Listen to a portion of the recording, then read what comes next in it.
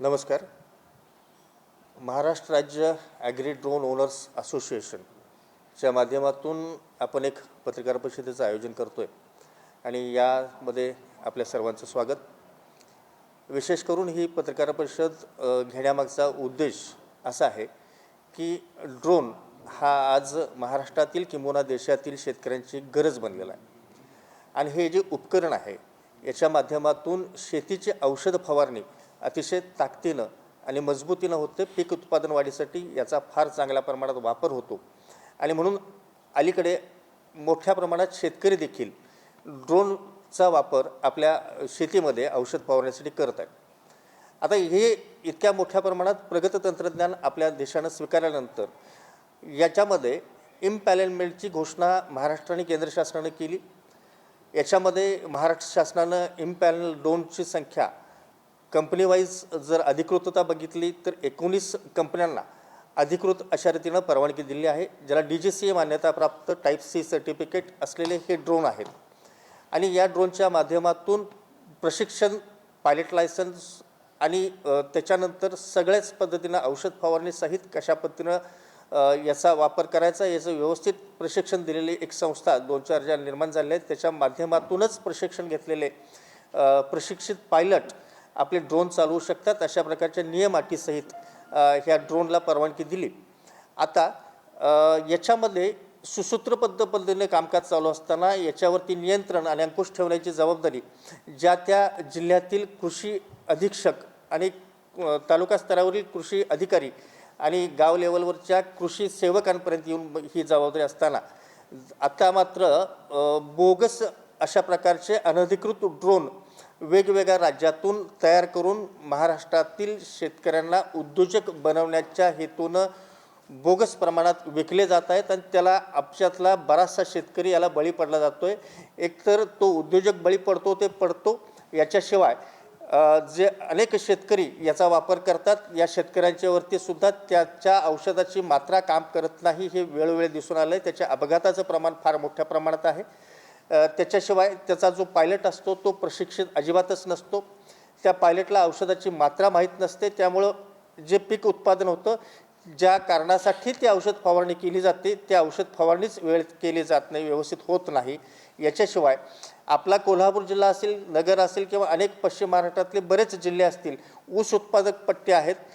शिवाय इतर उर्वरित महाराष्ट्रामध्ये खरीपाची पिकं आणि त्याच्यासाठी औषधं आता जवळपास 30 लाख हेक्टरवरती सोयाबीन असेल, कपाशी असेल याच्यावरती औषध फवारण्यासाठी जवळपास या सगळ्या ऑर्डर्स आपल्याकडे आलेल्या आहेत.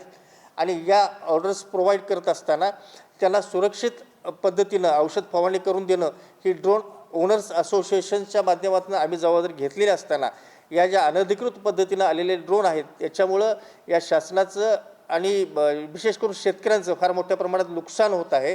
या नुकसानीची जबाबदारी खरोखर घेऊन याला पायबंद घालावा, याला आळा घालावा. याच्यासाठी कृषी विभागानं फार मोठ्या प्रमाणात पावलं उचलणं गरजेचं आहे, जेणेकरून भविष्यामध्ये जशा प्रकारे बोगस खतं, बोगस बियाणं, बोगस औषधं महाराष्ट्रामध्ये सगळीकडे वितरित करून शेतकऱ्यांचे अतोनात हाल केले जातात, त्यांची छळवणूक केली जाते, पिळवणूक केली जातं आणि त्यांना पुन्हा नुकसानीत घातलं जातं. त्याच पद्धतीनं या ड्रोनच्या माध्यमातून AI टेक्नॉलॉजीच्या माध्यमातून सुद्धा शेतकऱ्यांना पुन्हा बळीचा बकरा बनवण्याचा प्रयत्न जो चालू आहे त्याच्या विरोधातली ही मोहीम आपण तीव्र करतोय. आणि त्यासाठी आमची महाराष्ट्र शासनाला विनंती आहे की बाबा या अनधिकृत ड्रोन उत्पादक कंपन्या ज्या असतील त्या सगळ्या मुळासकट उकडून काढा. जो उद्योजक आहे त्याच्या लाखो रुपयाची त्याची पिळवणूक थांबवा. अधिक शेतकऱ्यांचं, शेतीचं किंबहुना ग्राहकांपर्यंत पोहोचणाऱ्या अन्नधान्याचं नुकसान थांबवावं ही विनंती करण्यासाठीच ही पत्रकार परिषद आहे. आता नोंदणीकृत ड्रोन महाराष्ट्रातले जर आत्ता बघितले तर ड्रोन कृषी दीदीच्या माध्यमातून आलेले जे काही ड्रोन आहेत ते ड्रोन वगळता इतर जवळपास 3000च्या आसपास ड्रोन उद्योजक आपल्या महाराष्ट्रामध्ये उपलब्ध आहेत. कारण ड्रोन दीदीच्या माध्यमातून मोठ्या प्रमाणात मधल्या प्रमाणात मोदीजी यांनी योजना तयार केली होती की ड्रोन दीदी योजना, महिलांनी सक्षमीकरण व्हावं आणि महिलांनी सुद्धा ड्रोनच्या उपक्रमामध्ये सामील व्हावं ही त्यांची भूमिका होती. अनधिकृत ड्रोन जो आहे तो अनधिकृत ड्रोन हा 100% शासनमान्य नाही, त्याला DGCAचे अप्रुव्हल्स नाहीत, त्याच्यावरती इन्शुरन्स नाही. तो ड्रोन रिटर्न टू कॉल एक प्रकार असतो, त्याच्यामध्ये ड्रोन आपण परत मागू शकतो जर तिथं समोर अडथळा असेल, एखादं झाड असेल किंवा एखादा घर असेल किंवा भिंत असेल, विजेचा खांब असेल, अशा प्रसंगी तो तिथं जाऊन काहीतरी नुकसान पोचवू शकतो. बऱ्याच जीविताशी सुद्धा खेळण्याचा प्रकार याच्या माध्यमातून झालेला आहे. कनेक्टिव्हिटी इश्यू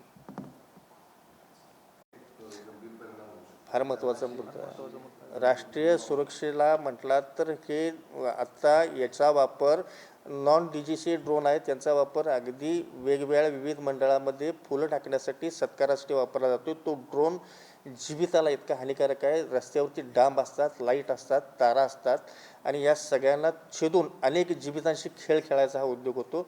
ड्रोन हा रडार सदृश युद्धजन्य परिस्थितीमध्ये वापरला जाणारा एक घटक आहे. तसाच वापर इथल्या लोकल वस्तीमध्ये सुद्धा ह्याचा गैरवापर होण्याची शक्यता नाकारता येत नाही.